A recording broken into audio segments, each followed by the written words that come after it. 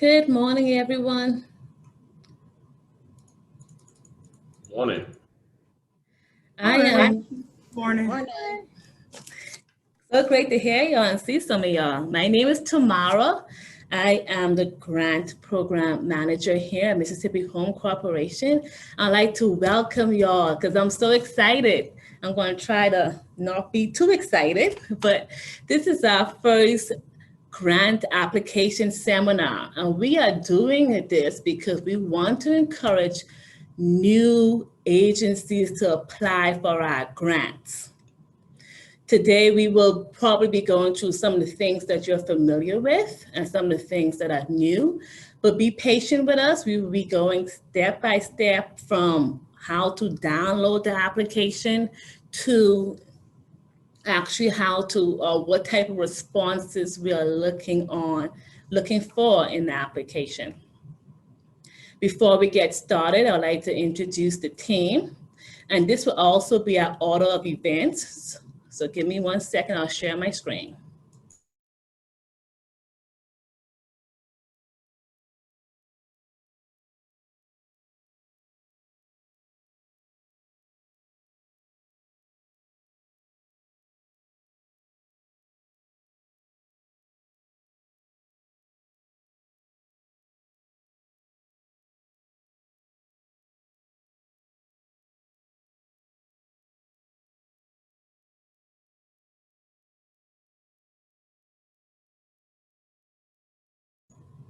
Today, you'll be hearing first from Tuan Roca. He will be talking about the HOPWA application, Housing Opportunities for Persons Living with HIV and AIDS.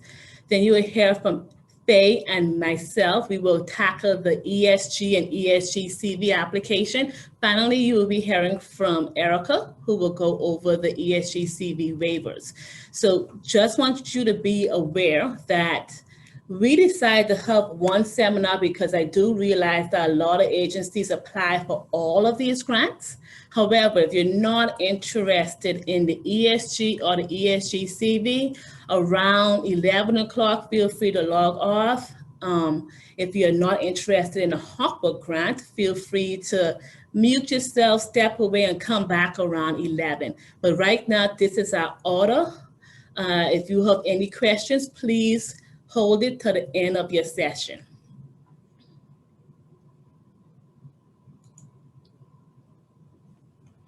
Okay, as I promised, I'm going to take you through the basics. If you have never went on Mississippi Home Corporation website, I'm going to take you through that step so you can see where to download our applications from.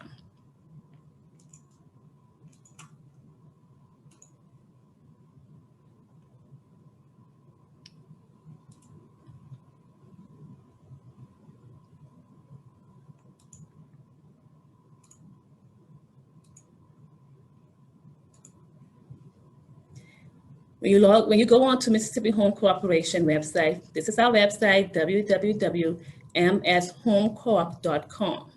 This will be the first page that you will see. You will also see information about this session. Look on the top, you will see specialized housing. Under specialized housing, you will find Emergency Solutions Grant, ESG, and HOPWA.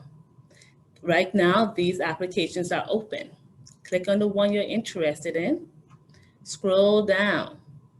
Need to apply. The grants are posted on the website, but there's also a lot of information here that you need to pay attention to. Application notice. If you're not sure exactly how much funds we have available, that amount is listed in the application notice, along with some attachments that you need to add to your application, and also some attachments we're going to wait till later to collect. If you're not sure what is eligible or what you should add to your grant, read our program manual. Today, we'll be going over what we are seeking in an applicant, not exactly what is eligible activities. So I'll make sure we are clear. We're going over what we are seeking in an application, not exactly eligible activities. If you're not sure what is funded under ESG, please read the manual. Now, if you're like me and like to print your application, I will show you how to do that.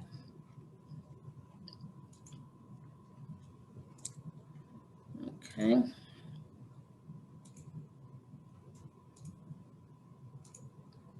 All right, so once you download the application, you'll see that we are not accepting hard copies, but if you just want to print it so you could take down notes, that is fine, but do not turn in a hard copy. We will not be accepting that. It's Excel format. You can type in the cells. If you're having difficulties typing in any cell, please let me know. Some of the cells are locked and we tried our best to fix all the issues that we had, but sometimes we overlook things. If you see an issue, let us know. If you want to print the application, you will have to do it one page at a time. Highlight the section that you want to print. Make sure your page layout is set to one page. Go to print area, set print area, file, go to print, and it will print that one page. If you try to print the application without setting the print area, you will probably get 12 pages per Excel page because it's not printer friendly. Once again, we are not accepting hard applications, but for those who like to write and take notes as they do their application, I want to show you the process of doing that. All right. Okay, I'll introduce Tuan Roca. He will be talking about the HOPWA application, and then we'll take questions afterwards. On our email, we indicated that TA will be available to answer all questions. Unfortunately, she's not available today. We will answer the questions to the best of our ability. Any questions we're unable to answer, we will definitely take note and provide to our TA and respond via email. This session is being recorded and will be posted on our website. Tuan, I'm going to let you start your presentation. Give me 1 second. Good morning, everybody. I guess everybody's on mute, so I see hands, so that's good. All right, again, my name is Tuan Rucker. I'm the Federal Grant Specialist for Mississippi Home Corporation's HOPWA program, Housing Opportunities for Persons with AIDS. So my role here, I examine all of the regulations, compliance, and all of those things around this HOPWA program. So what I'll be doing this morning is kind of taking you through some of the history of HOPWA. I'll go through some of the activities and then some of the things that we'll be looking for in the RFP, and then we'll answer questions from there. So this will move pretty fast because I do know we have some agencies that have some history with this. But again, if you have any questions, feel free, at the end of the presentation, and we'll go from there. Okay. All right. Housing opportunities for people with AIDS. This program in itself is just to provide housing assistance and those supportive services for low-income people that are HIV positive and their families. If they're homeless, if they're at risk of homeless, and to try to get them stably housed. So we know there's a lot of things surrounding housing. So there's also, it's not only just housing, but it's supportive services also. So again, this is that cost-effective way of dealing with, to create a housing intervention that can attempt to get those individuals, again, low-income people and their families that are HIV positive, stably housed. Excuse me. All right, so the need for HIV/AIDS housing is, again, I think as most people already know, people with HIV are a lot more vulnerable to being homeless. That stabilization 601-826 reduced risk behaviors and transmission. That can create a situation where they can be more adherent to health and medication. Also a reduce in HIV transmission. Research has shown that stably housed people demonstrate reduced viral loads. It's a cost saving. Hold on for a second. Hey. Homelessness or unstable house people are more frequent users of high-cost hospital emergency stays. And the overarching thing, the discrimination and stigma against individuals that are HIV positive. And again, it can reduce in those things and reduce those barriers in those disparities regarding discrimination and stigma. All right, so the beneficiaries for this program is low-income persons. 80% of the area median income that are medically diagnosed with HIV and their families are eligible to receive HOPWA funding assistance as well.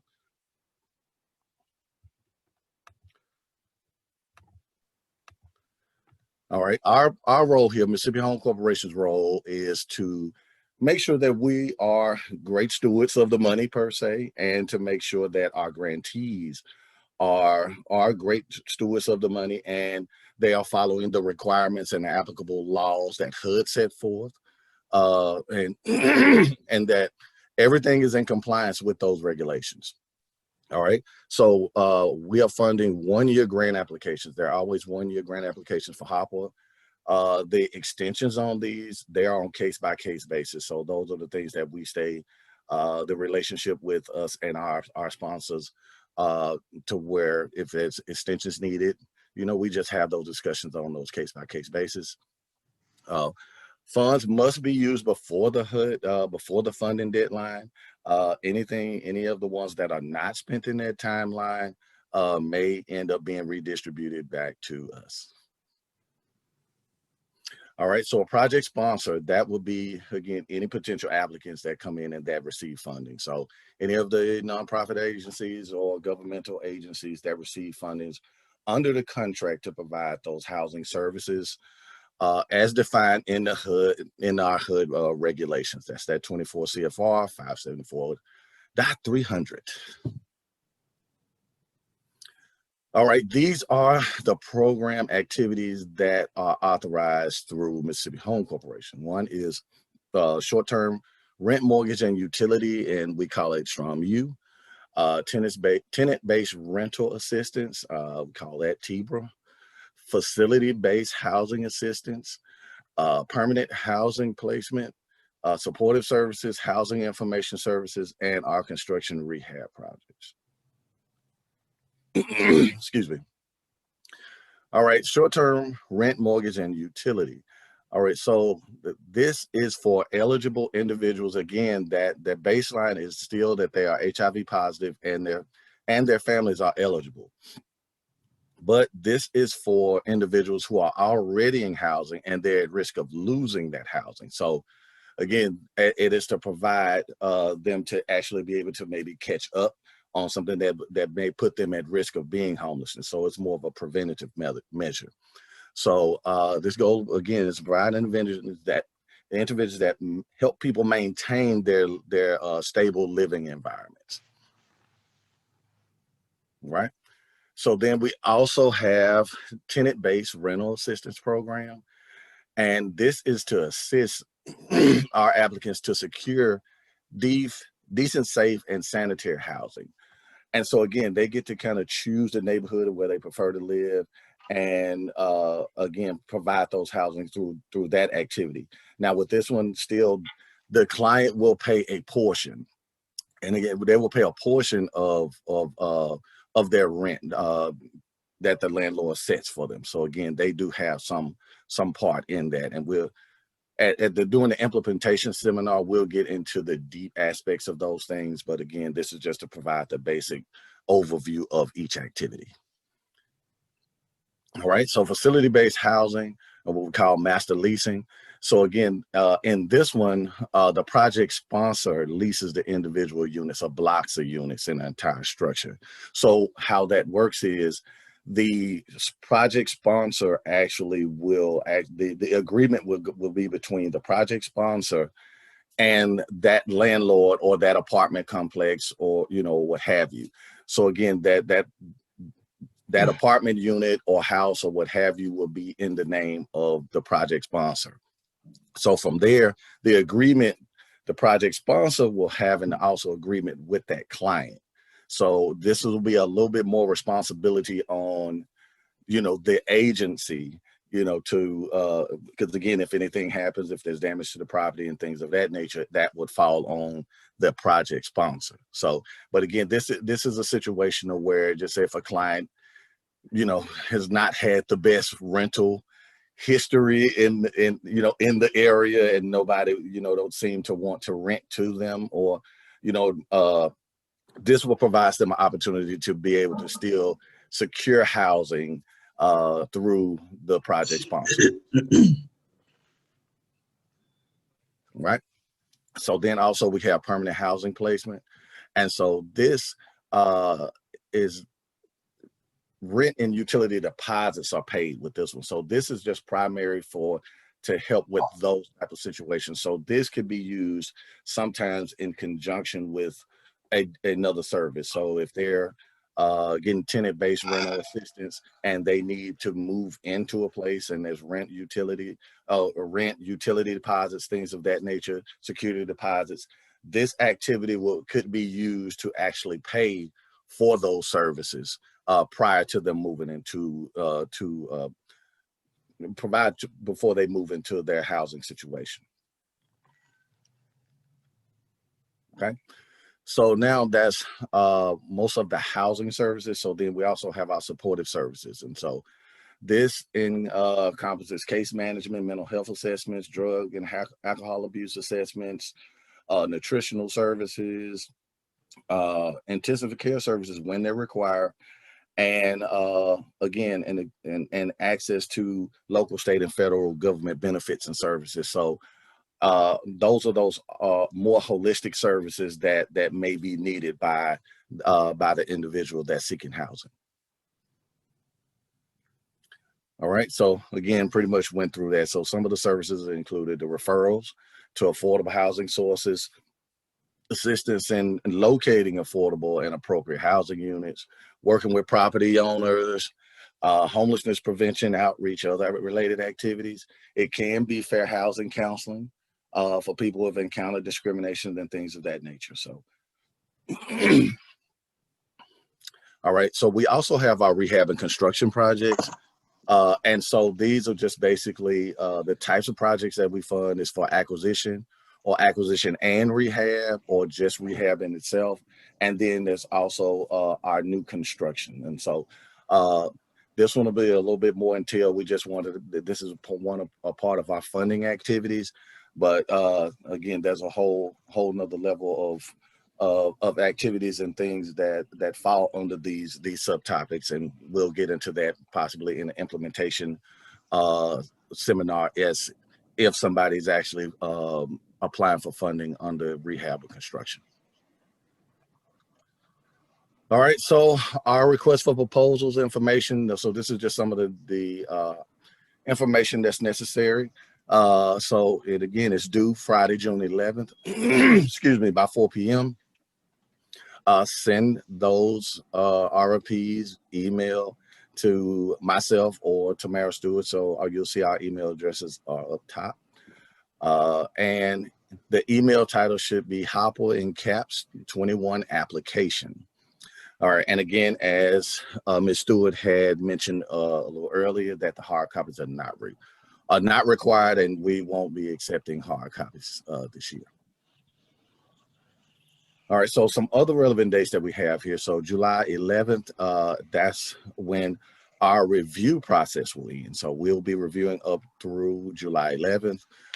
From there, we will be doing our recommendations to our board in regards to the agencies that will be funded and other relevant information. Sometime I'm thinking in between there, we will be notifying agencies on whether they've been funded or not. From there, September 8th is our date for where we will be having our implementation workshop for those funded agencies, and we will go through a lot of additional details in regards to activities and all of the other programmatic and administrative things regarding the grant and how things should be administered. All right, so our RFP process. So It is rated on a 100-point scale, so a minimum of 75 to receive funding. And we have a review committee that will review and evaluate all eligible applications. So yeah, we have a whole team that will be reviewing these independently, and then we'll come together and compile the data and the points, and then we move from there. All right, so when we're talking about the scoring criteria, so we have 4 basic parts of the RFP. So what we have first is the organizational information, which is worth 20 points. So again, this is you guys pretty much telling us about who you are, who the agency is, your experience, your capacity in doing operating grant funds, doing housing work, doing any kind how you serve in the population. So it would be good to make sure in this that you're kind of clearly identifying the things that you've done, the things that you are doing. It would be good to specifically, because we know that this is this whole RFP in this grant is about individuals that are HIV positive and their families that are low income. So it'd be good to really hash out, you know, the experience that you have working with the population, with the population at hand, what you've been doing in the state, making sure that you have a good grasp on the climate of HIV in your proposed areas. So to make sure that you are describing those things very clearly and succinctly, make sure that we understand who you are, and that we can clearly understand that you know the population, you know what needs to happen. Also making sure that you have your policies and procedures and make sure that they're in line with those things. So we will have to have looking at your agency's policies and procedures, and also that you're having, excuse me, that you have sufficient and competent staff to be able to pull off the projects that you're proposing. So that's whole basically a lot of the things that we're going to be looking for in that organizational information. All right. 2, is the project program goals and objectives. So this will be more about what you're proposing to do. What are those goals, and how do you plan on getting to those things? You know, how will those goals that you're proposing in your RFP, how will they be measured and reported? Do those goals align with Mississippi Home Corporation's 5-year comprehensive plan? So you also need to have some access to that comprehensive plan to make sure that those things line up with that. Talk about why the program is needed, that whole need for that program, and how your long-term outcomes will be measured, and how those outcomes will actually benefit the community and the population at large, and that specific population. Okay. So number 3 is project program information. All right. And so again, this is looking at how those HOPWA eligible activities are needed, the scope of work and activities that will be conducted. Make sure that you're describing the strength of the program, and all that information required for that. So again, and a system in place to make sure that the accomplishments and other requirements are reported. So talk about your reporting data, how you plan on reporting, how you plan on measuring things, and all of that. All right, and then you have the financial information. So again, this is your budget items, making sure that you understand that this grants will be reimbursed. So does your agency have the capacity, the financial capacity, to be able to sustain doing a reimbursement for reimbursements? We're pretty good with reimbursements, but however, it is still reimbursements just the same. So making sure that the programs and services that you're proposing are economically feasible. Are these things, are that something that can make sense? And are they reasonable? Are your program costs reasonable? All of those things. So, and any committed funding, any committed funds, pending sources of funding, and all of those things should be included and that financial information. So again, as you see, your project information is pretty much the heaviest point component of that, the 30 points, but you see all of them are still pretty close in point totals. So again, those comprise the 100-point scoring criteria that we are looking for. All right, as potential applicants, you got to consider your capacity and the project concept in relation to the requirements. So is your capacity, can you actually pull off what you say that you're pulling off? And is that concept realistic in regards to the needs and what could actually be done in the communities? All right, it is the applicant's responsibility to review all grant regulations and guidances before preparing a proposal. So it is still up to you to make sure you're doing due diligence and looking at not only we have our policies and procedures manual, and it is posted on that MHC website, which Tamara sent you, directed you to earlier. So a lot of things of the requirements and the regulations that we look for and that HUD looks for, it's already outlined in that policy and procedure manual. So it's your Bible, if you will, on how to get through and kind of what's allowable and what's not. Also, the HUD exchange is a good place to start there too, with the HUD regulations and the things that are required from there. All right, so these are the items and attachments that that have to be included in your proposal as well. So what we have is your agency bylaws and your constitution, articles of incorporation, your org chart of your board and your staff, local government certification and support letters, building purchase and your lease agreements, evidence of your financial accountability, that's your single audits, or your financial statements, excuse me, and your IRS Form 990s. So again, we have to have those things a part of your attachments, your policies and procedure manual, your documentation of your 501c3 from the IRS, and your good standing from the Secretary of State's office, an active member of your Mississippi Continuum of Care. Now, for the new applicants that may not be a part of that, if you are considered for funding, you will have to end up being a part of the Mississippi Continuum of Care. All right. Your agency's budget, your liability insurance, proof of your general liability insurance, your accounting policies and procedures. So again, we need your overall policies and procedures, but also to your accounting policies and procedures. All right, and your memorandums of understanding is optional, but they would be strongly suggested that you may have some memorandums of understanding in your proposals.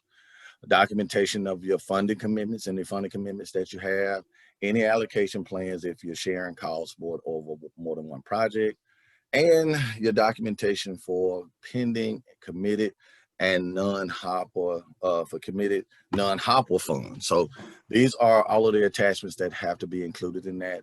And so just one basic thing, this is some of the stuff that we're going to be looking for at the very beginning. So we go through, we have a pretty much a threshold sheets, and we look through to see if these documents are here before we even start to read your proposal. And so if these things are missing, you run yourself at risk of being kicked out from the very beginning.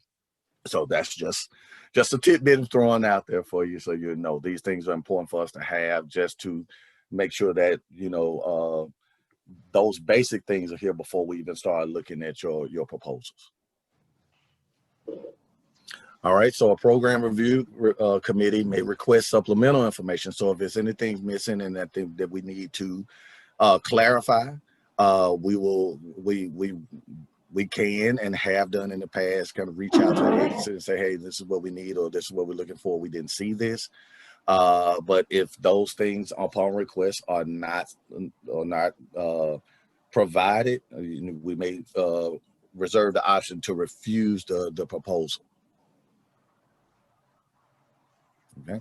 So if things are unclear, we may even give you an opportunity to explain how that complies with the RFP or what have you. So if there's some mix up of things, we may end up doing that. And again, if you end up providing false or misleading information, that is grounds to dismiss your proposal altogether. And in cases of doubt or differences of opinion, we, Mississippi Home Corporation, reserve the right to determine the intent, purpose, and meaning of any of those provisions. So just basically try to be as clear and concise in regards to what you're doing and how you're doing it. Anything that comes up that seems to be in doubt or contradictory kind of things, that could be an error, confusion on both sides. So try to just be as clear and concise as you possibly can from the beginning. And then, if there's any questions to clarify things, make sure you just reach out to us, and we can clarify those things while you're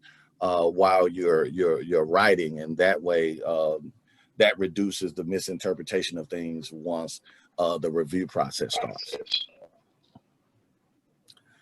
All right, applicants must be willing to comply with all federal laws, state and city statutes, regulations, and record-keeping requirements on the governing use of HOPWA funds. HOPWA money is very heavily regulated. It's not a lot of fluff about this. They tell you what they're going to fund for and what they're not going to fund for. So again, that's the basic of everything. You just have to comply with all of those statutes and regulations. So again, it would be good to make sure that you familiarize yourself with HUD and specifically HOPWA regulations in regards to housing. All right, and the funds will be available upon completion of all the requirements of the funding.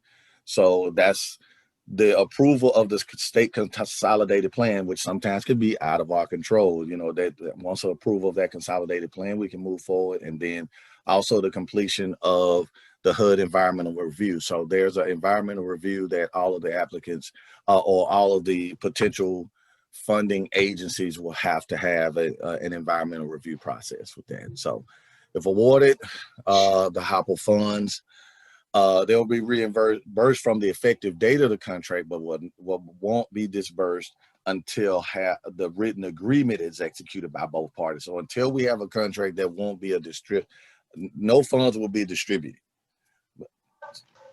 Okay. All right. So again, as I had mentioned earlier, please refer to that HOPWA policies and procedure manual, which is on our website under the specialized housing. You go on the HOPWA and will see the policies and procedure manual. Also, the HUD exchange. These are the two websites that make sure that they're included on here, so you will know exactly where to go to, and you can look at all things HUD, all things HOPWA on there. So it's a lot of information there, a lot of training seminar, a lot of training webinars, all of that kind of stuff. So it's a lot of information there for you. And again, we're still here available for you as well.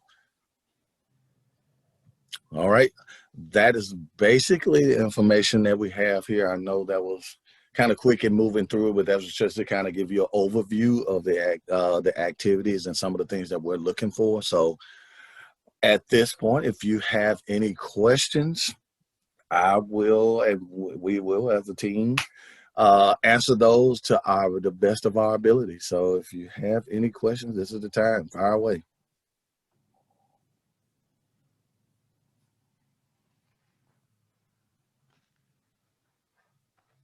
Twan, this is Kathy Garner. Do you anticipate that COVID-19 HOPWA will be able to be extended?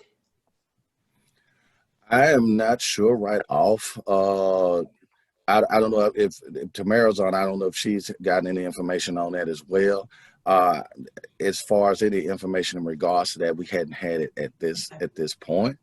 But anything that comes with that, and you're talking about the COVID-19 money now that we've been working with, we're presently working with the yes, present sir. grantees. Yeah, I hadn't heard anything, but if there are, we talk all the time. So we'll definitely, keep you in the know on what's going on and what's needed, and how that stuff will work from there. Fabulous. Thank you. Hey, Kathy, I asked around because I had the same curiosity. Is more coming because we didn't get a lot, and it will be extended. And none of the TA that I've questioned have any updates.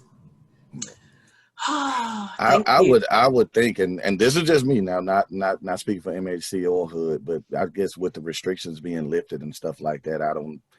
Yeah, it will be hard pressed for me to think that they may end up doing any additional money. You know, it may be some Yeah. extension on some stuff, but you know, they're making a big move to go back to the norm. You know, if there's a such Sounds thing great as to that. me, but I sure would like to be able to use that money when people lose their restriction on eviction. Yeah, I think I understand. You kind of froze up, but yeah, on the moratoriums when those moratoriums pull fall back. Yeah. So, but yeah, stay tuned. We'll be anything that comes up. I'm sure we'll be in touch. Any other questions? There's a question in the chat that says, what budget items are covered? Do all applicants have to have HIV or can they just be low income? Now for HOPWA, they have to be HIV positive. Now it is their families as well. So there are situations where a person may actually be, you know, receive HOPWA funding because they're HIV positive and their families fall under that as well. And something happens to the person that's HIV positive, that family will still receive a benefit up to a certain finite time. It won't go on indefinitely, but again, the baseline is that they have to be low income, and they have to be HIV. They have to be medically diagnosed HIV positive as well. So there has to be documentation that they are HIV positive from a healthcare provider.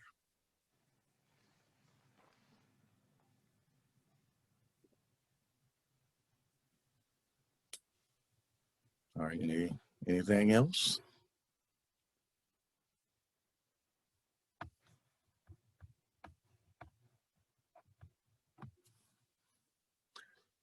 All right, hopefully the silence is an affirmation that there's nothing else out there. Well, if that is it, that is all I have for the HOPWA program. Again, I think on there, that last slide will have myself and Tamara's information on there. Again, feel free as you're writing this thing, as you're writing for the potential applicants here, if you are. Again, if you're hung up on some things or some things you're not very clear about, again, I would always suggest start with the Policy Procedure Manual and the HUD Exchange. If there's something else, feel free to give us a call. You know, we're here for to kind of help clarify some things as much as we possibly can, because we want, you know, we want strong applications, and we don't want people to really be confused about what's necessary, what's needed, and what we're funding for. So again, that's all I have. So if there's no more questions, that is it. Thank you guys for your time. And again, our information is right there. So again, take that down and contact us if you need us.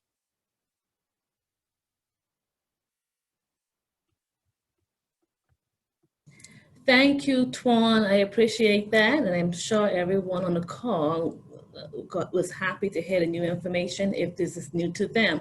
Now, Twan just presented on the HOPWA application, Housing Opportunities for Persons Living with HIV and AIDS.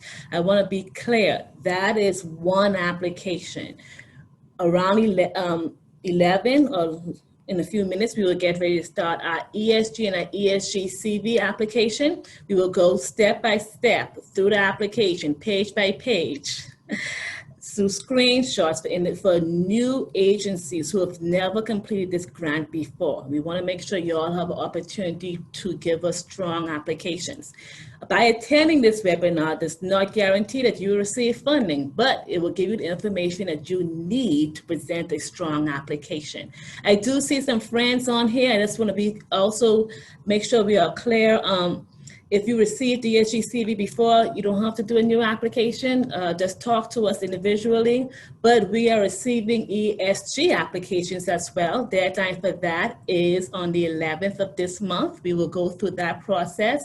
And we will also go through the scoring criteria for ESG and ESG. But first, let's take a quick break, and we will be back here in about 10 minutes, so around 10:55, we will start on our ESG and ESG application.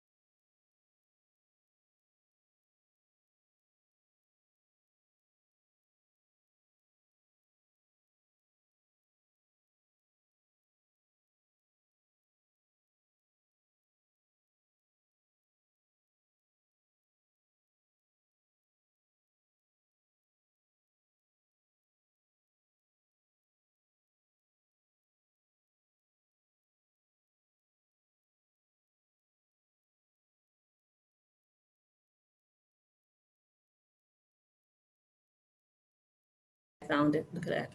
I got it. You got it. I got it. Thank you. All right. So we're starting from the application. Okay. So when you go to the application, I showed y'all at the beginning when we first started, it is an Excel application. You will see a long list of tabs that will allow you to navigate.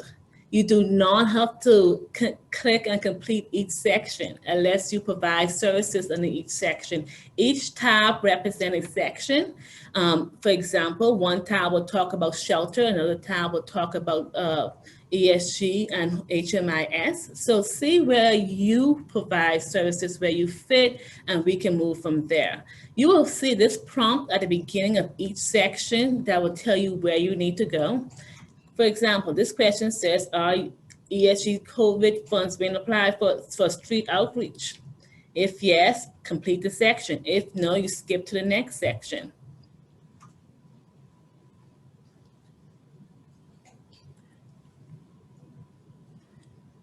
The application information tab. If you are new to this process and you heard Tuan talk about the COC, there are 3 COCs in your area. Get familiar with your COC. You are required to participate in your COC, and these are the agencies that will help you access HMIS, Homeless Management Information System.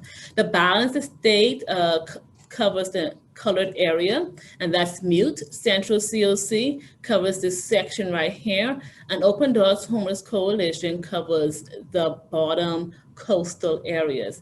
You must indicate where your agency is located, and more specifically, what area you will be covering, what COC area. Now, I do understand that some agencies cover multiple COC areas, so let's click all that do apply.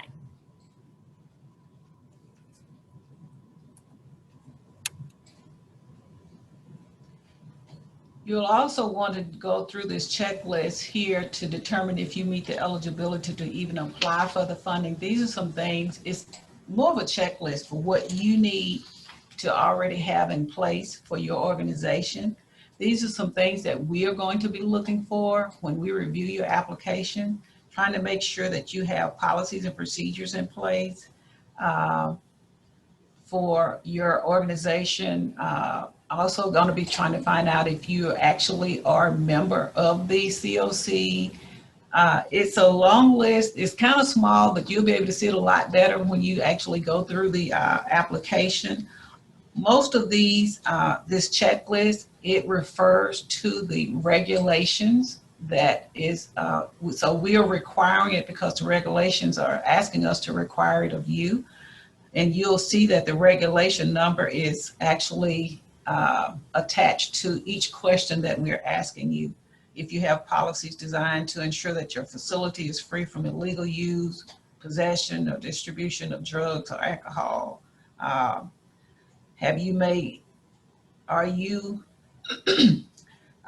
do you have written policy to ensure that your activities conducted under the ESG conform to the non-discrimination and equal opportunity requirements contained in the 24 CFR Part 576.47?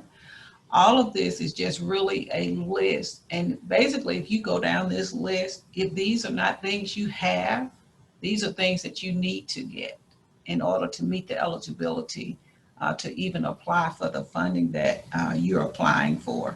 It asks you about what type of organization you are, if you're a local unit of government or if you are a nonprofit organization. I don't want to minimize it because this is very important, but it's more of a checklist for you. These are things that you need to have in place in order to meet the eligibility just to do the application. If you go to the project info tab, you see our first checkbox. As I mentioned, okay, so types of services. Consider what populations will be reached with your ESG or your ESG CV grant. We have a list here, but your list may go wider than that. Just consider where they fall in these categories. What are some services that will be provided?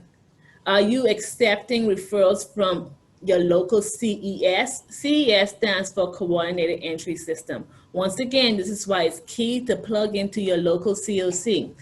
Being a part of the Coordinated Entry System is a requirement for ESG and ESG CV funding. Referrals must be made through this system.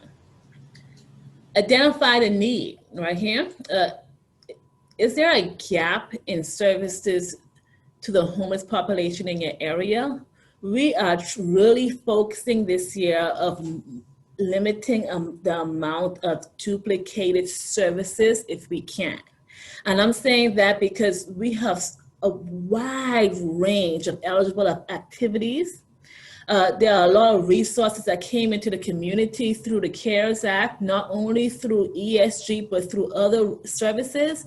And we have to look past just doing the exact same thing that someone else is doing next door. Because if that's happening, there's no need.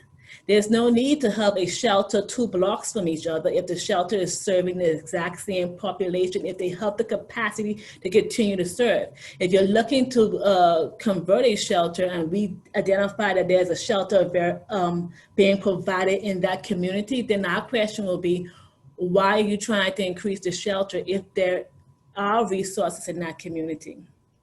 When you're looking at homeless prevention, if you're only looking to apply for homeless prevention services, the question I will have is, what about the ERA program, the eviction moratorium, and what other services that are available to prevent evictions through rental assistance? Are you coordinating with those services? Think about what is not being provided. ESG CV will focus on ending homelessness to the best of our capability. We want to do that this year and in the next coming years.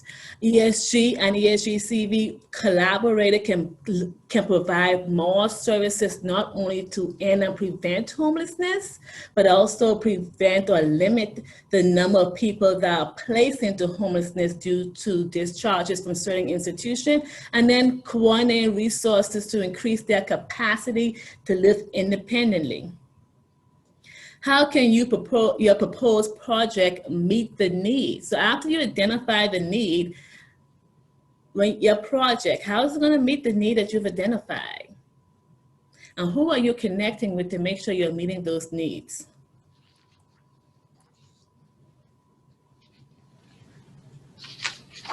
Next tab you'll see is Section A, Shelter Street Outreach. So shelter does not necessarily mean a building over your head. under shelter, you can apply for just hotel assistance. So if you are an agency that does not have a physical shelter, you can apply for shelter and provide assistance through hotel motel resources. However, we do look at what available physical shelters are in the area before considering those type of resources. But think more broadly, okay? We have to consider, do you have site control? And if you're looking at construction, rehab, it has to be a property that you own. Are you providing a low barrier shelter? Low barrier shelter means that you are not requiring the individual to have specific mandates before they access your shelter. They are not required to be sober. They are not required to present you their last pay stub. If they're homeless, you have a shelter, it's an easy fix. Shelter, homeless, that's all we require. And that's considered low barrier. Now, we must also look at, is there any restrictions on entering a shelter? And if you have that, that's fine, but it has to be within the regulations. Domestic violence shelters by its nature have restrictions. So you need to describe that in this section. How do applicants move from shelter outreach program to stable housing? ESG, as Faye really hinted on, we look at housing support. If you're only going to provide shelter services, are you connected with someone in the community that's going to provide the housing support? Shelter is temporary. Individuals in shelter are still considered homeless. Our goal is to end and prevent homelessness. So how are those dots being connected? You don't have to apply for a rapid rehousing component, but you need to be connected to someone that can provide that housing support that you need for your shelter program. Are you coordinated with community services to transition clients to stable housing? And I just talked about that. Is your program reaching unsheltered and sheltered homeless individuals? Believe it or not, if you haven't done outreach with your local COC agencies, there are a lot of unsheltered individuals in the state of Mississippi that are sleeping outside in tents. Are you reaching out to that population, or are you just waiting for someone to call you and say, hey, I need a shelter? Everybody, you need to be able to reach and get everyone and make sure they at least are aware of the opportunity of receiving shelter and resources through your program. Rapid rehousing. Do you have a process to ensure that even the most vulnerable applicants can access housing? Are you partnering with other resources in your community to access low barrier housing? So not only low barrier shelter, but low barrier housing. Now, low barrier housing is very hard to find. You have landlords that have their policies and procedures in place, and we do not expect them to change that. But working with this population, you need to actually develop landlord relationships that can go beyond the policies that they may have, or probably can help with other individuals. I suggest probably developing a list of landlords, private landlords, someone who would take that homeless person who was on the streets for 12 months and need a chance of stable housing. What's your case management technique? ESG requires case management. The face-to-face visitations were waived under ESG CV. However, case management and service plans are required. You could pay rent, but if you don't have a plan for stability, you are only paying rent and that person may not become sustainable in housing. Does the agency coordinate services with community to improve housing stability? Are you documenting and measuring these goals? Are you the sole provider? When I say that, I'm referring to, are you providing all the resources in your agency? That may not be a best practice because the client needs to be able to discharge to the community. So if you're providing all the resources and not connecting with the community, how will that person sustain themselves when they are discharged? Even if you provide all of the services, are you coordinating with the community resources to make sure that that person are able to access food banks, maybe just the utility services, anything else after discharge that they may need to maintain housing. Does your program lead to permanent, stable housing discharges? Or are you connected to community services for housing stability? Once again, we are looking for this, and I know you'll hear me repeat it so many times. We're looking for coordination of care. How is your program transitioning to housing stability in the community? Who are you working with, and do you have MOUs in place to show that partnership? Partnership is key for working with this population. And what support is provided to prevent future loss? Also, are you measuring or monitoring after discharge returns to homelessness? I do expect that working with the homeless and at-risk population, we will have a percent of individuals that will come back into homelessness and seek services again. They do qualify for services again. What I'm saying is that if the majority of the clients that you are serving is recycling for assistance the next year and the next year and the next year, are you measuring that? And maybe we need to talk about what available trainings are out there for you to ensure stability in the community. Are you connecting to wraparound services? Or maybe you're a rural community and there's no resources there, so we need to have that conversation. Also on the project information tab, you will see the section about HMIS. The acronym stands for Homeless Management Information Systems. If you're not familiar with that, as I mentioned, there are only 2 types of agencies that have some type of waiver with that. However, we like to encourage all agencies to use HMIS. It's required for this program, and it's part of our documentation process. The COCs, the 3 COCs that I showed you on the map, they provide the HMIS access point and trainings that you may need. The regulations regarding HMIS is found in 576.107. It's also in our policy and procedures manual. Due to privacy, as I mentioned, DV and legal agencies may opt out of that, but they need to have something that is in function very similar to HMIS. Funds can be used to support HMIS reporting activities. So we're not asking you to access this system, and we're not providing services for it or funding for it. You can charge this to the grant, but you need to use HMIS to report your activities. CES, Coordinated Entry System, another requirement. This helps prevent the cherry picking of who we should serve and who we should not serve, and encourage that everyone who is identified as homeless and at risk of homelessness in the population can access services. As an agency, you are encouraged to do street outreach, you're encouraged to engage the population, but it all funnels through this system called Coordinated Entry System. I cannot go into detail about that. I do encourage y'all to reach out to your local COC about this information.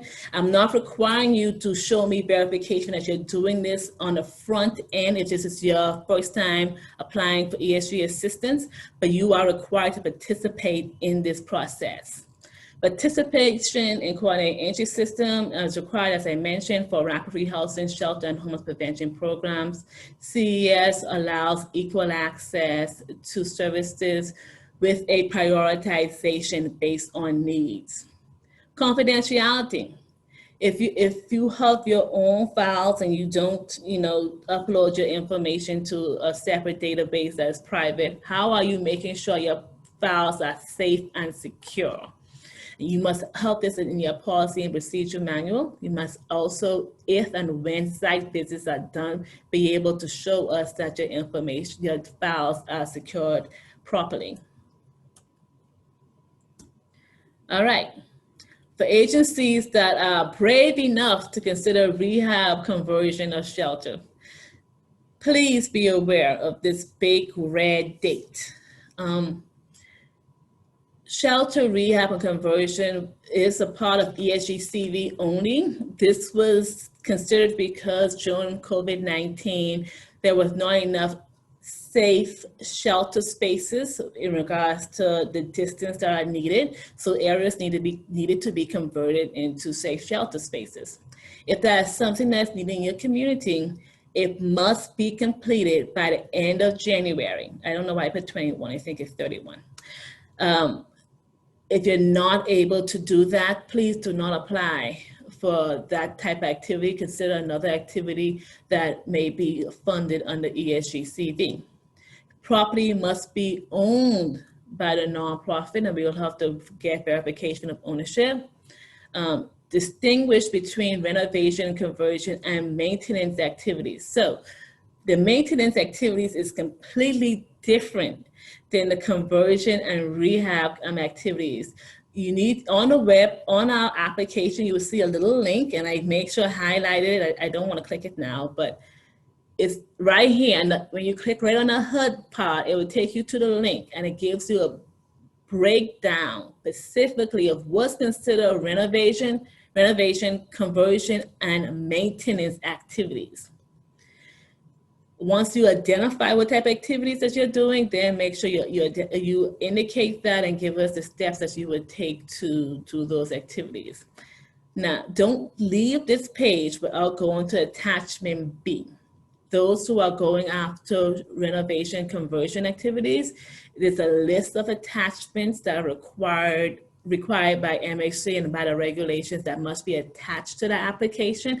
And on attachment B, Faye will go over that in a few. You can find a checklist of things that are needed.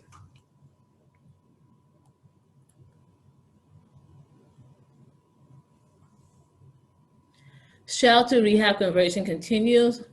You must tell us how many beds you are adding or will be added to the renovation, or how many beds will be impacted. Maybe you're not adding more beds. Maybe you're just going to try section off some beds to make it safe. Are there restrictions, once again, on this new shelter you're converting? And if there are restrictions, what are the restrictions? How far is the safe shelter that for individuals that you are turning away, they can access? Describe how rehab conversion of the shelter may fill the gap in your community. Once again, you have to identify the gap and tell us how you're going to fill it. We're not looking to mimic or have duplicated services if it's not needed. But if there's a need, identify the need and tell us how you're going to fill that need. What steps will be taken to rehab convert shelter beds? Describe the activities, the estimated cost, and timeline. Be realistic. We will be looking at that information you provided, and we will be comparing that to the end of January date that we have. And if it's realistic and it's something we feel that can happen, then your application probably will be considered very strong. But if it's unrealistic, if it's something that based on the information you provided, we can indicate that this probably will not happen in that time frame. We probably will, one, call you to get more clarification, or two, deny the application. Special services. As I mentioned, under the eligible components, which are street outreach, shelter, rapid rehousing, homeless prevention, and HMIS, there are a lot of different special activities that can be done. If you are an agency that only focuses on these type of special activities, go to this page and fill out the information. Identify the population, identify the activities. Under outreach, you can do emergency health services, emergency mental health services, and legal services under housing stabilization. And I'm hoping we have some clinics on the line who are nonprofits that are reaching out to our homeless population, but consider charging this outpatient services to the grant, especially if you're doing services like vaccination to the homeless population. Under emergency shelter, other activities you may consider education services, employment and job training, outpatient health services, legal skill training. Once again, though, if you are a support service only type of agency, you must be connected to an agency that can focus on the housing part whilst you focus on the other activities needed to ensure that this person is stably housed and can maintain housing.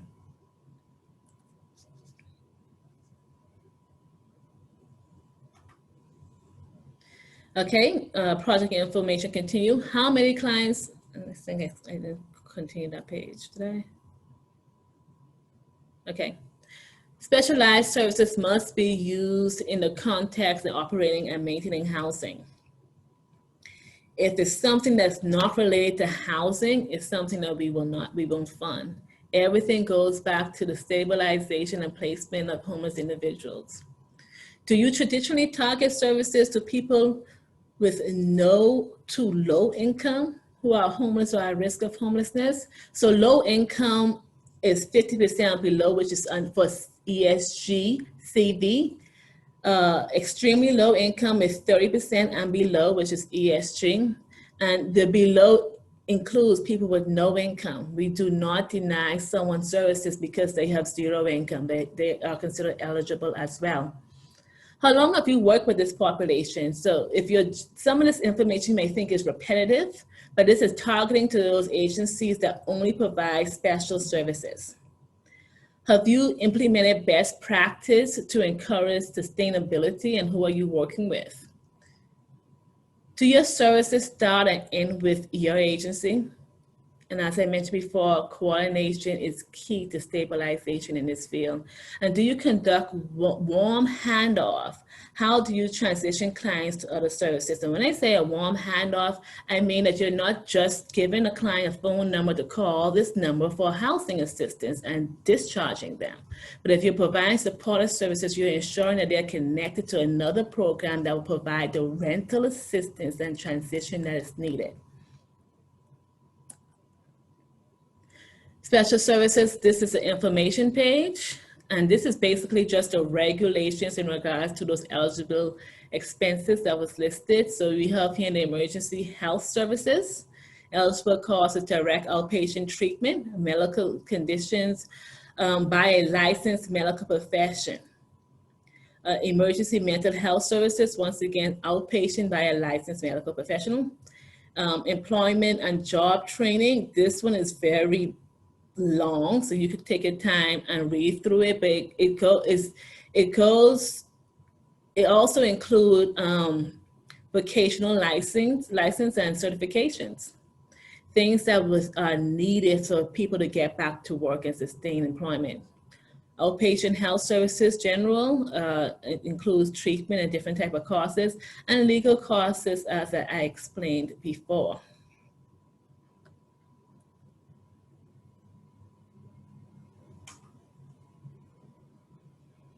Program goals. What are the program goals that you have identified in your grant? Are these goals measurable? Or do you measure? I repeat that right there. Are they in line with the federal strategic plan and MHC 5 years plan? If you don't know the federal strategic plan because you're new to this field, Google it. It's available online. So is Mississippi Home Corporation 5-year consolidated plan.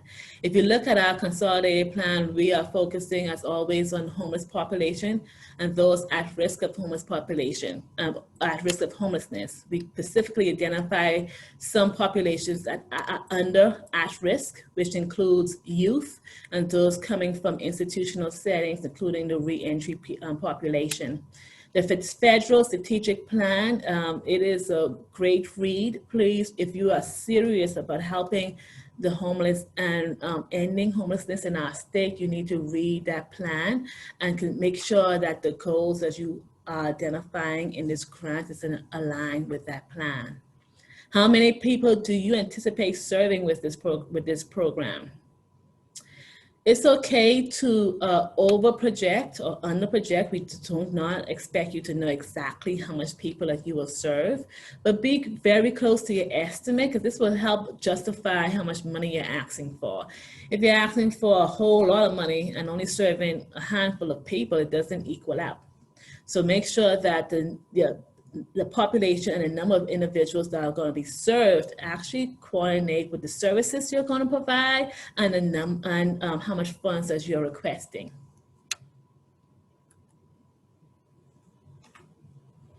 This is another information page on activities. Just in case you need more information on what we can fund, you can click on the box of services you're planning to provide. Also, you could go here to identify all the waivers for ESG CV, and then down there, read the policies and the regulations. We literally copied and paste them for you and put it in the application. So you can make sure that the activities that you are identifying and how you provide those services are activities that are eligible underneath this grant.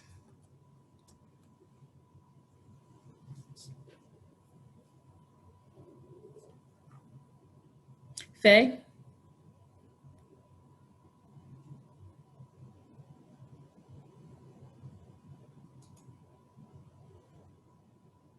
All right, I will continue. Okay. I feel like I guess I must have hit that mute button twice. I thought I had gotten started. But anyway, ladies and gentlemen, the match is a requirement of HUD.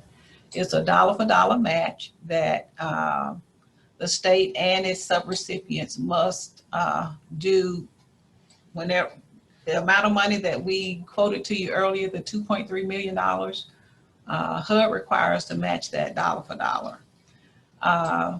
That's one of the challenges that we've always run into with the ESG funds, but we do have organizations who doesn't have any issues or problems with the match, but there are some, especially when you're first getting started doing ESG, there's a struggle for some or some challenges that they run into trying to match. Now, this year, we are doing an exception for the formula ESG. Of course, we talking two different grants. We got the ESG formula and we got the ESG CV. The ESG formula requires a dollar for dollar match. The ESG CV does not require a match. However, we are doing an exception with the regular ESG or the ESG formula. HUD allows us to for $100,000, we don't have to match that. But in order for us not to have to match the $100,000, we have to pass that match on to an organization who may not be able to do a match. So we are going to do that special exception this year. This is our first time trying this, so we'll see how it goes. What you can do when you apply for those, and basically this exception is only for new applicants. For those of you all have been in the game for a while, this does not apply to you, but for those who are new applicants and you're applying for ESG for the first time, or you haven't applied for ESG funds in the last, I guess, more than 2 years, you can apply for this exception if you're applying for the regular ESG. So we will look at your application. There's still things that we are requiring, but you would not have to show any match for your for the amount that you're requesting. The match is something that we require for every organization.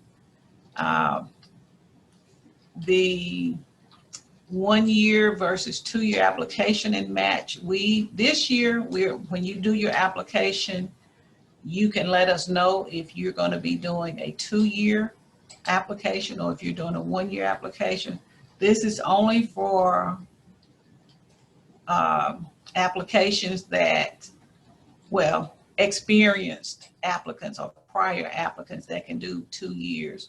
Of course, our new applicants, we need to get to know you a little bit first before you start applying for a 2 year grant and see how you administer the funds before you can apply for the 2 year. But for those who are experienced, if you're applying for the 2 year application, you only need to put in information for your current year that you're applying for. We'll get the other match information from you the following year if that meets if you make the evaluation, reach that evaluation where we renew your grant. What are acceptable match? It can be cash match. You can get other federal funding to match. It cannot be other ESG funds. It can be other federal funds, but it cannot be ESG funds. It can be in-kind service. That is, if you have donations coming in that are not cash, you can put a value on those donations and use that as match. You can do volunteer hours from some organization. Someone may want to come in and volunteer their time. And of course, if they volunteer their time, whatever the value of their time is based on their experience, you can use that as match. You can also use property as match. If you have a building that you're using to house your offices and things like that, you can also use that as match.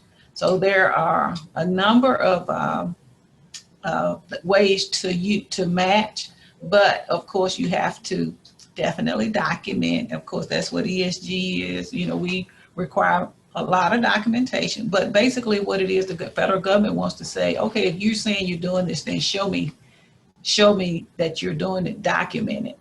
So make sure whatever match you have, make sure you're able to document it. And of course, the one other thing too, your match needs to be within the grant period that you're in.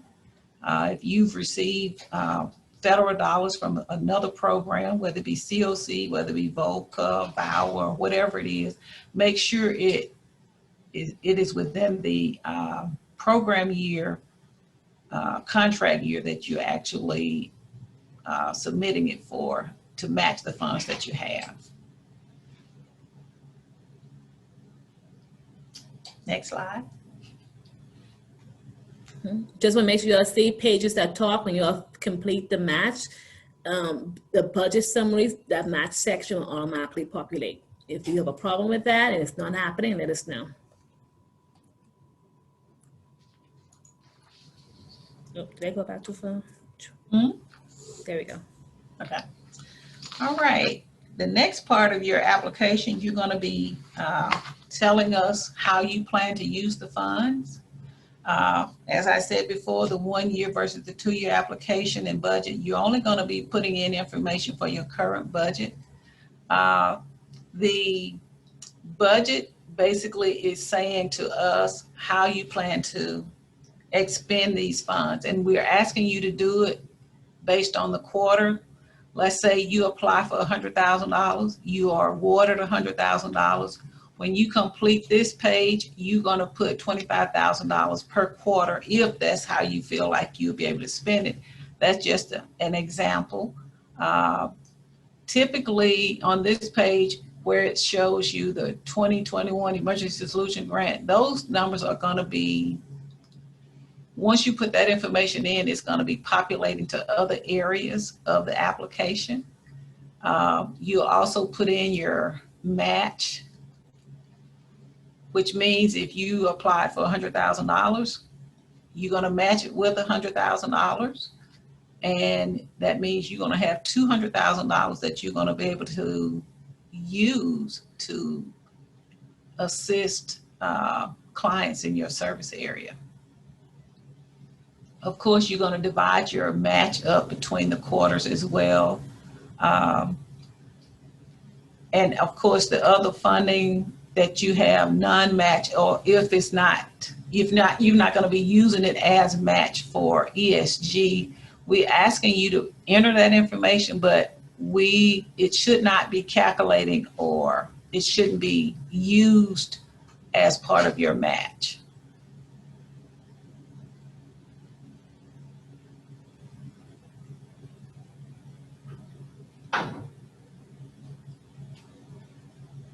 Okay, on this slide, you're going to be sharing information about your projected expenses, how much you think you can you expect to use on eligible activities. Hopefully you're going to review what the eligible activities are and kind of give us a ballpark figure on how much you think those expenses will be. As you can see, there is a list of expenses. If you have a shelter, you know, the operation of the shelter, if you're doing hotel or motel, how many people you think you're going to assist with hotel, motel. Of course, street outreach activities. You see the list of things. Of course, the rapid rehousing activities and the stabilization support activities. Some of these are it's not necessarily in-house, but as Tamara was telling you earlier, these are things that you can use under your shelter, but it's not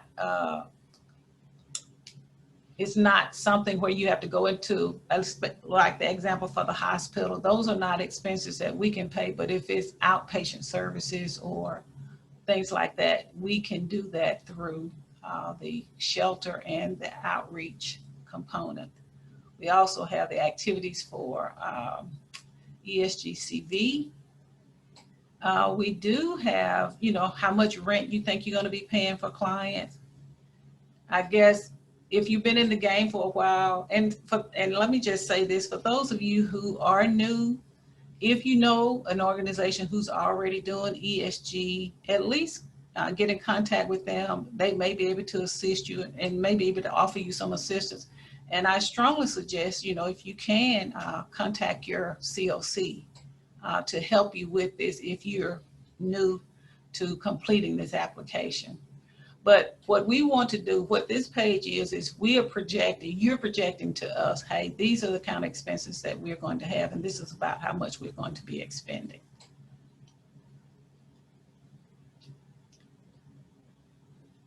And where you see values, I think that's going to be where you enter information. Some of it is going to be populated to this area. Yeah, where you see the hashtag value, those are going to be auto-populated. Where you see cash on hand, this is information where if you got cash on hand, you're going to enter that information. It's going to give you your total matching funds. It'll give you your total matching funds. And then, of course, it'll tell us what your total projected resources will be. So once you enter your information on the previous pages, then you're going to get a budget summary on how you plan, how much money you expect to receive and how you plan to expend those funds. Okay, this slide is kind of giving information. This is for those who are prior or have received ESG funds before. And you're going to be sharing information with us. You're going to first give us the reporting period that you're going to be giving us the information from. Let's say you want to give us information from when you started this current grant, whether it was in November or October to June or May 31st. You'll give us your reporting period. And of course, you're going to also let us know what type of people you're serving. Are you currently serving the homeless, or are you serving those at risk of homelessness? And then, of course, it asks if you're a returning ESG applicant and if you had received HUD funding or MHC to provide homeless related services. Of course, you all are intelligent enough, you all can read that, but basically this information is requesting information from you if you are a prior ESG applicant and have been awarded funds before. So complete this page. If you've received ESG, you're a returning applicant, let us know that. If you're not, then of course we'll be able to determine how to score you as well. Because we will be looking at what your past performances have been in the scoring.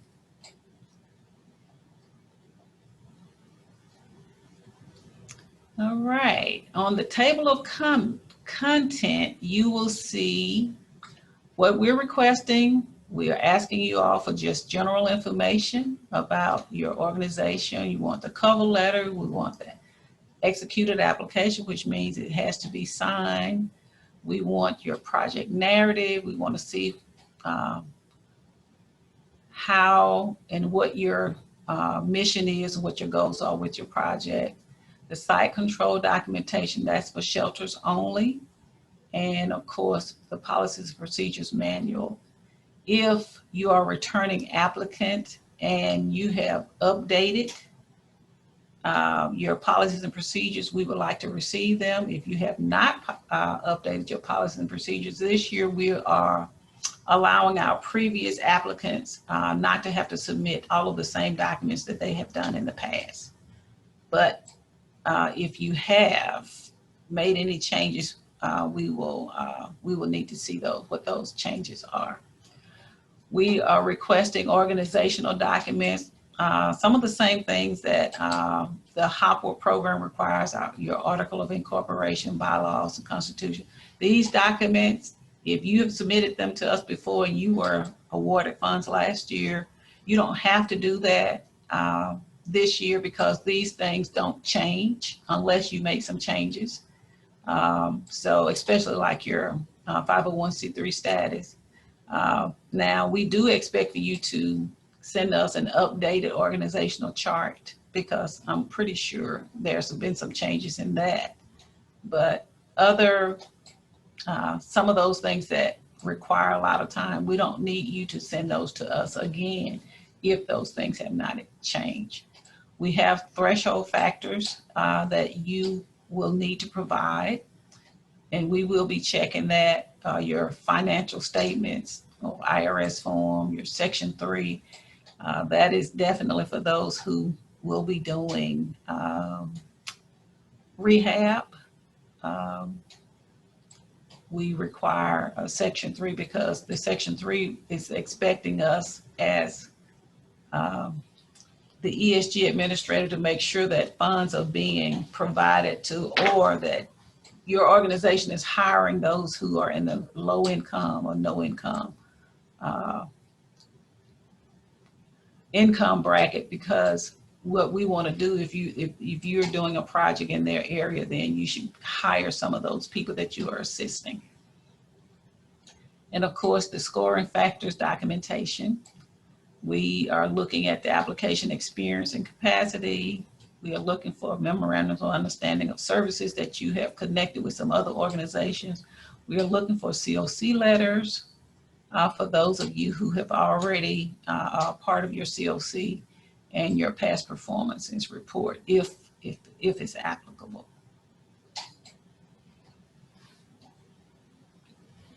Your attachment A is we are asking you all to provide information on your agency and your staff experience and capacity. For those of you who applied last year, this was a part of your last year's application. We're just trying to get information on your agency and your staff and the amount of experience they have doing this program.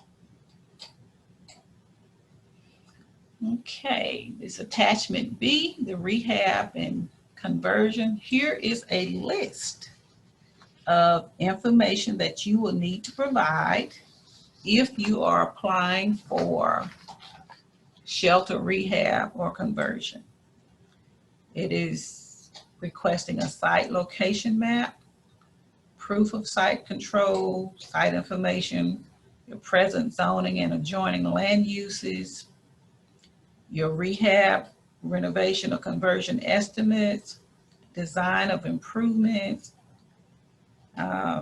your competitive selection of architects, engineers, and construction contractors, treatment of existing lead-based paint and asbestos, displacement of residents or businesses, information on your compliance with the Federal Historic Preservation Guidelines, compliance with local codes and state laws, and of course, insurance and bonding requirements for construction. Of course, the Davis wage rate, it does not apply to the ESG.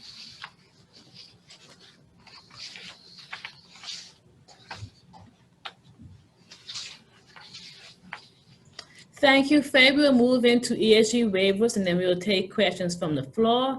One thing I do want to mention in regards to past performance, ESG CV does not have that broken down to specific activities as ESG does. However, if you've been funded before for ESG or any HUD related grants, COC or something related, you can attach your CAPER or your APR as proof of past performance. Erica, you can go ahead. Hello, everyone. Glad to see you or hear you, one of the two. I'm going to go over the MAC approved ESG waivers. I say it like that because there are many waivers, but these are the particular waivers that MHC what we're going by.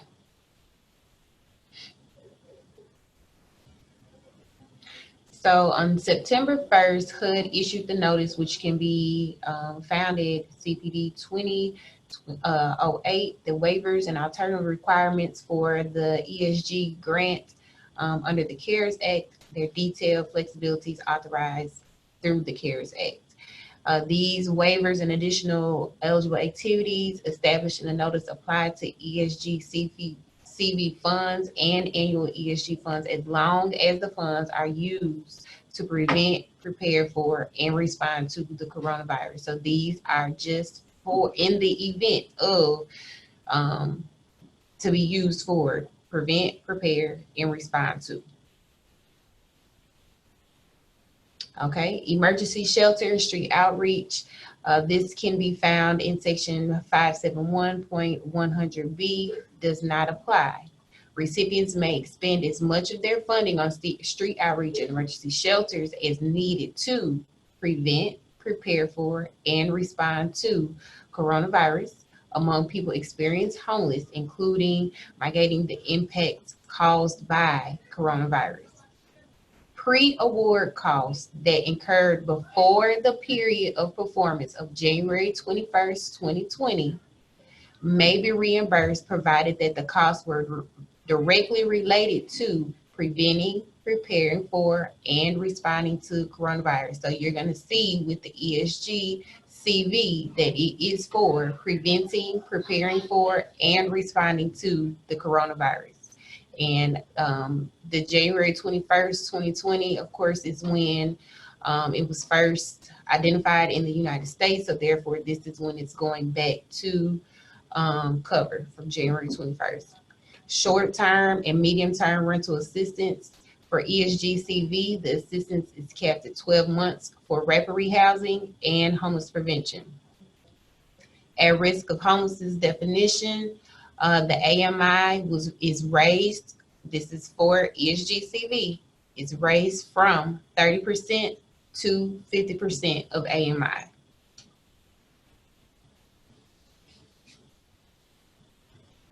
Reevaluations for homeless prevention assistance is required frequency of reevaluation under section 571.401B is waived. And that's really important when you come to think about, how long the individuals need to stay in the program or receive assistance. So for the reevaluations, that is waived.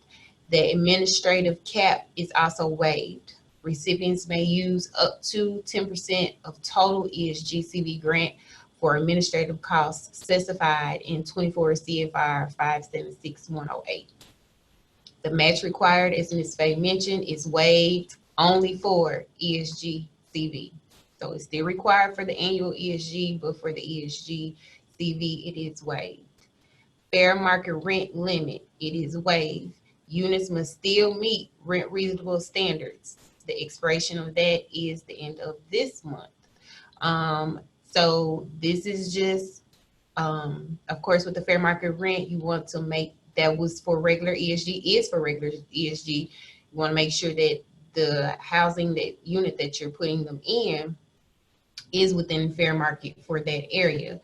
You want to still use that as a rule of thumb. It is waived, but you still want to use it as a rule of thumb because eventually ESG CV is for 12 months, which means after 12 months, ESGCV will no longer be there. So you still want to make sure that they are in a fair market area. It is not required for ESGCV, but you might want to make it as a rule of thumb just to still include it. But you still must meet the rent reasonable standards. That is not an exclusion. HMIS lead activities, recipients may pay for HMIS lead activities specified in 571, 107A2, even when not the HMIS lead. Hotel motel costs, the vouchers may be provided if shelter beds are available, but it is not safe for them to use because of need of social distancing. And this includes hotel motels directly or through a voucher, cleaning of hotel motels used by program participants, and you've seen this a little bit earlier, repairing damages by program participants above normal wear and tear of the room. So I'm going to repeat that. We'll repair damages by program participants above normal wear and tear of the room. So if it's normal wear and tear of a normal hotel stay, that's not eligible. But if it's more than, then absolutely repair damages. Use just smart judgment when you're looking at that.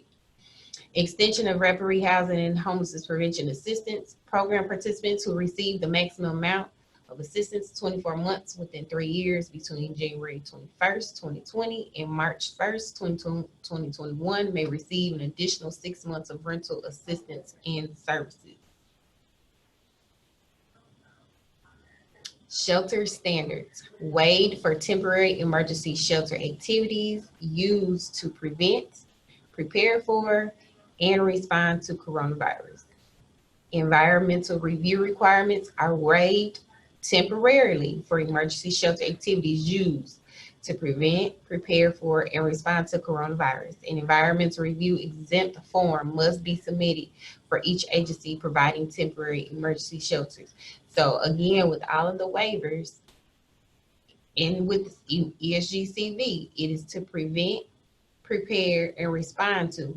While we have the funds and we absolutely want to end homelessness as much as possible, we still want to use smart judgment when we're placing them, when we're in the shelter, because again, ESGCV is for 12 months. So after 12 months, we don't want them to be back homeless because of where they're living is not manageable. So those are just some things to keep in mind. Are there any questions about any of the waivers?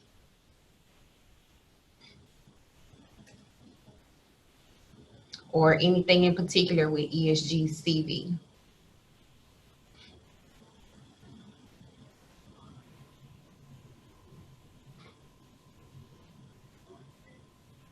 And if you think okay, I do see a question inside the box that says, when I click on project name, it does not allow me to enter anything. Try. It's coming up live. It's coming up live. For which program, ESG or ESGCV? I think that was regular ESG, if I'm not mistaken. Okay, I'll check it, but I thought I checked that yesterday and it was open, so I'll go back and check that. Thank you. Yeah, she said regular ESG. Okay.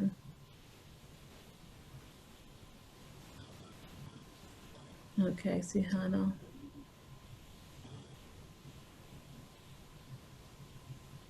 Okay, the question is, how do we determine if someone is CV eligible? And that's a good question. Everybody is CV eligible if they're homeless or impacted by homelessness. There's no need for additional documentation for someone to state that they have been exposed or almost exposed or fired from COVID or related services. In our program manual, also, when we requested the funds, it was specifically to end and prevent homelessness, as that alone is impacted by CARES and also by coronavirus. So if you are reaching out to a homeless individual or someone at risk of homelessness, the thing is, if you're on the streets and you have no place to stay safely, you will be at risk of contracting or spreading COVID. If you are in a situation where you will be placed on the streets and cannot be secure or safe in an environment, then you are at the risk of contracting or spreading coronavirus. So technically, everyone that is currently homeless or at risk of homelessness, and when I talk about at risk of homelessness, keep in mind what I mentioned before. We have the ERA program that's helping with eviction prevention and stopping that whole process. So look at what is already being available, provided in your community, and what is needed in the community. But that's a great question. Oh, there's also a question in there that says, is furniture and food eligible under rapid rehousing? Great question. Furniture is not. Furniture can be an eligible expense under shelter, and Faye, feel free to jump on in and talk about that, but not under rapid rehousing and homeless prevention. Food costs, once again, that's eligible under shelter, not under rapid rehousing and homeless prevention. And I just want to add that that's for shelter, that's really to maintain the shelter. It's not for an individual, it's not for a particular person, but those expenses are eligible under shelter operation.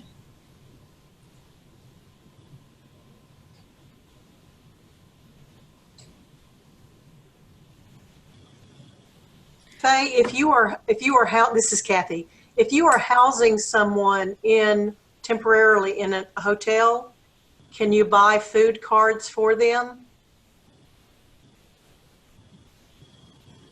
under shelter? We haven't done that in the past, Kathy. We have not, unless that was something that no, we haven't done that in the past. Now, whether it's eligible or not, I have to dig a little deeper for that one and get back with you, but that's not something that we have allowed in the past.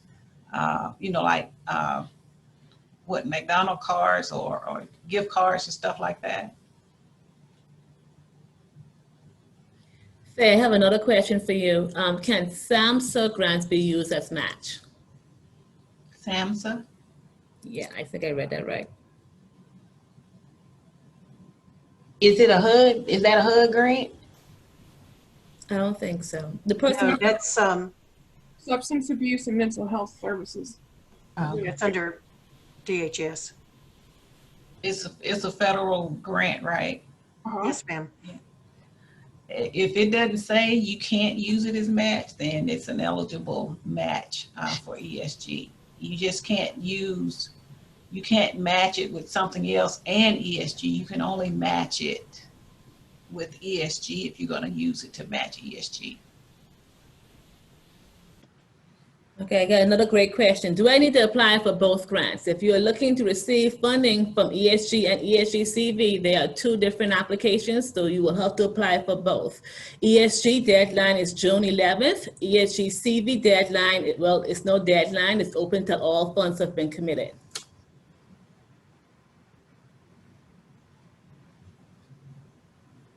No match for the CV. The match is waived for CV. And I think, Faye, you addressed the question about food, so that's great.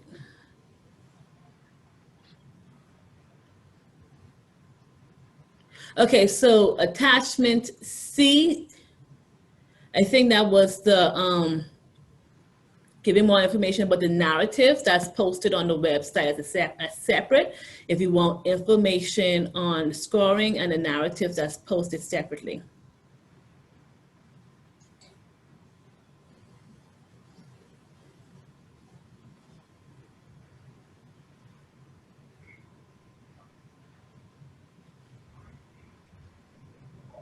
Any other questions? Just one more that just popped up. Under shelter and life skills class, can you provide stipends? The stipends is for volunteers. If you have a volunteer in your shelter and they are providing those type of services or whatever type of services they're providing, you can do volunteer incentives. Now, if you want to hire a staff under your shelter to life skills, you can do that as well.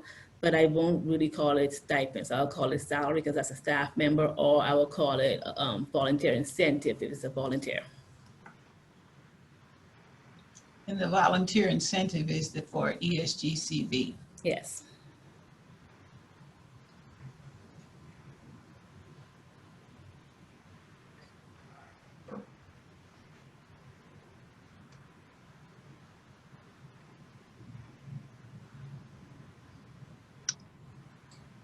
For individuals in the class, meaning what? Clarify that for me.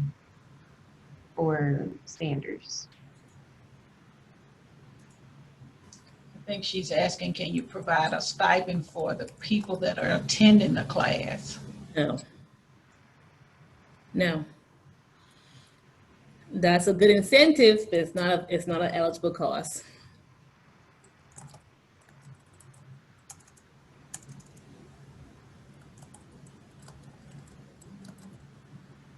The slides and this video will be posted on our website.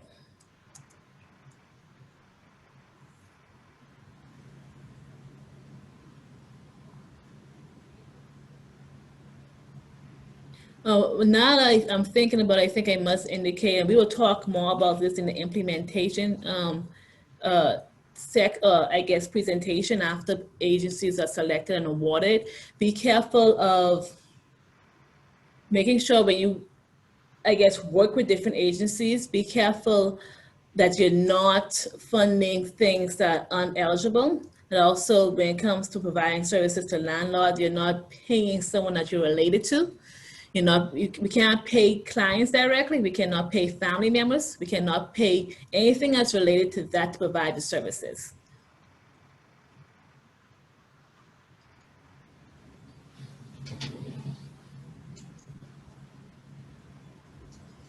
Yes, no date deadline in regards to ESG but funds have to be spent within the year. And as I mentioned, as soon as all of the funds have been committed, we will definitely close it at that point.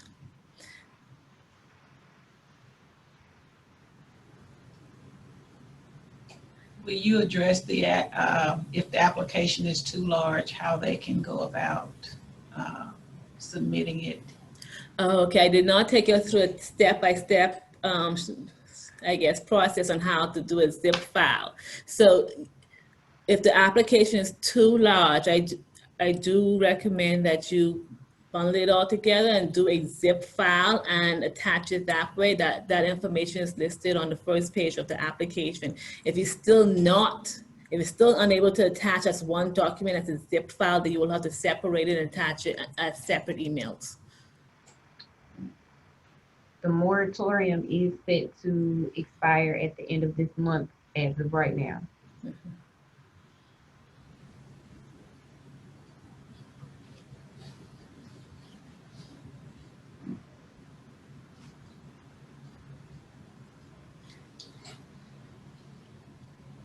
Okay, I do want to call your attention back again to our website. Look at the ESG application, but look at the policy procedural manual. Also look at the funding notice for more information in regards to attachments, and some attachments where we are going to accept now, and some attachments that we will allow you to submit later.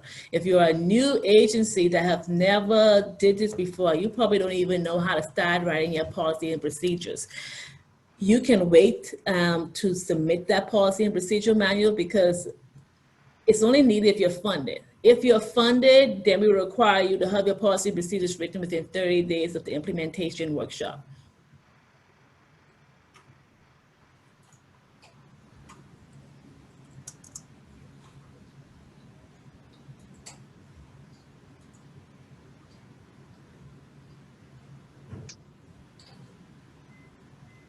So there's no self-scoring sheet attached this year. We are not going to do that this year, just the scoring.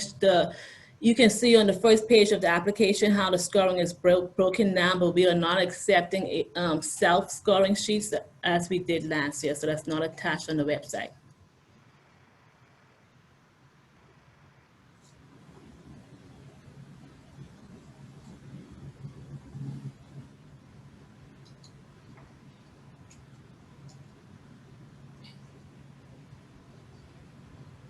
Okay, I give it one more minute for additional questions. It was a pleasure talking to everyone today. Really hope to see more applicants for the ESG and the ESG CV. I'm sure that you all have our contact information. If not, it is available on the application. Feel free to reach out to us in regards to any questions. If we don't know how to answer, we will definitely send it to someone who does and get back to you.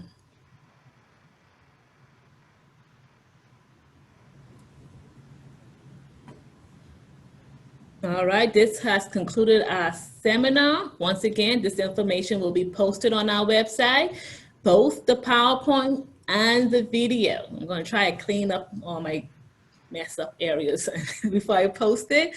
But if you have any questions, please reach out to us. Don't just apply and don't know what you're applying for. Read the manual.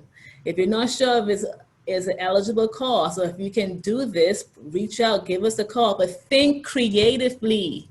I would like to see some partnerships in the community actually happening and being sustainable for long-term housing stability. I would like to see us focusing on employment.